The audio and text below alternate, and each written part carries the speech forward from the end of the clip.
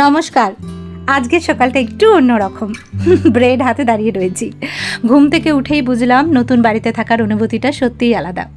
মাত্র একদিন হলো এখানে শিফট করেছি। চারিদিকে এখনও বাক্স, ব্যাগ, এলোমেলো জিনিসপত্র।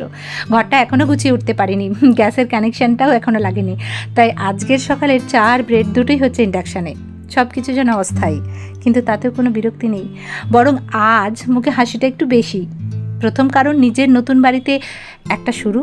আর দ্বিতীয় কারণ সেটা হলো আরেকটু special.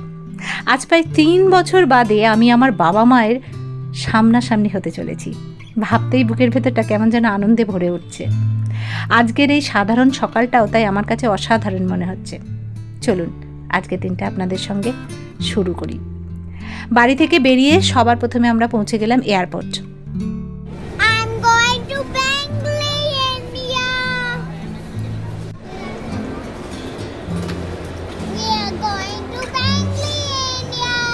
Check in, security check সব কিছু শেষ করে এখন শুধু অপেক্ষা। এই অপেক্ষাটাও কিন্তু বেশ মিষ্টি, কারণ গন্তব্যটা যখন প্রিয় মানুষদের কাছে তখন অপেক্ষাটা প্রতিটা মিনিটও আলাদা লাগে। প্লেনে ওঠার আগে নানান রকমের চিন্তা মাথার মধ্যে দানা বাঁধছিল। একদিকে তো আনন্দ ছিল, এতদিন বাদে বাড়ি যাচ্ছি। অন্যদিকে আর একটা দুশ্চিন্তা কাজ করছিল। নতুন বাড়িটাকে একদম অগোছালো ছেড়ে এসেছি। মনে হচ্ছিল ফিরে এসে কত কিছু কাজ করতে হবে, কত গোছাতে হবে, সেই চিন্তাটা লেগেই ছিল। কিন্তু চিন্তাটাকে সরিয়ে এই আনন্দের কথাটা ভাবছি। কতদিন বাদে, প্রায় 3 বছর বাদে বাবা মাকে জড়িয়ে ধরতে পারবো। অনেক দিন পর ভাইয়ের সাথে দেখা হবে, যে কিনা বিদেশে থাকে। এতদিন পর সবার সঙ্গে একটা ফ্যামিলি গেট টুগেদার, ভাবতেই মনটা ভরে যাচ্ছিল। আর সব থেকে বেশি কি ভালো লাগছিল জানো তো, আমার মেয়েটার কথা ভেবে।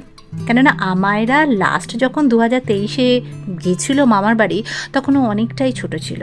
এখন বড় হওয়ার পরে দাদু ঠাকুমার সাথে সময় কাটাবে, পরিবারের সবাইকে একসঙ্গে পাবে, ভালোবাসার সেই উষ্ণতাটা অনুভব করবে। কিছু কিছু যাত্রা শুধু এক জায়গা থেকে আরেক জায়গায় যাওয়া নয়, কিছু যাত্রা আসলে মানুষকে আবার নিজের মানুষগুলোর কাছে ফিরিয়েও নিয়ে যায়। প্রায় 2.5 ঘন্টার এই ফ্লাইটটা যেন আমায়রার কাছে একঘেয়েমি না লাগে, তাই একটা ছোট্ট বুদ্ধি বার করেছিলাম। ওকে কিছু অঙ্ক করতে দিয়েছিলাম। মজার ব্যাপার হলো, অঙ্কটাই এমন একটা বিষয় যেটা ওকে সবচেয়ে মন দিয়ে এক জায়গায় বসে থাকতে সাহায্য করে।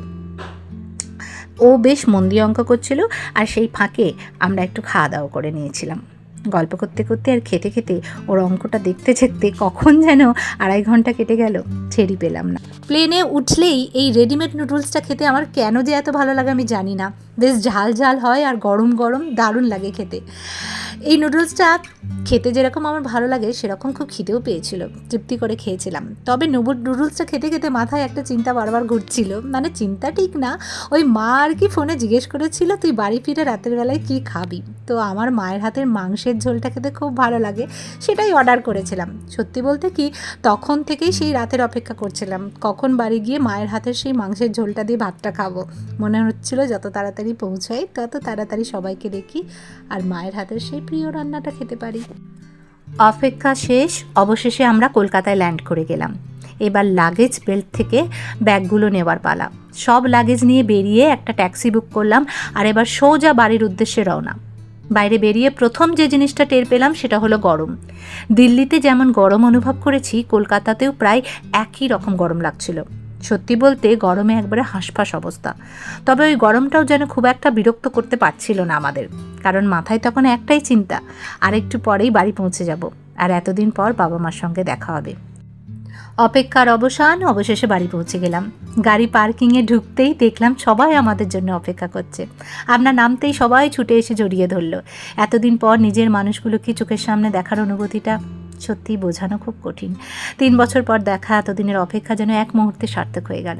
সবচেয়ে ভালো লাগছিল, আমায়রাকে নিয়ে সবাই খুব খুশি। এই আনন্দটা নিয়েই আজকের ব্লগটা এখানেই শেষ করছি। আশা করি ভিডিওটা আপনাদের সকলের ভালো লেগেছে। যদি ভালো লেগে থাকে তাহলে ভিডিওটাকে লাইক করবেন, চ্যানেলটা সাবস্ক্রাইব করতে ভুলবেন না। আবার খুব তাড়াতাড়ি দেখা হবে নতুন একটা ব্লগে। ততদিন সবাই ভালো থাকবেন। নমস্কার।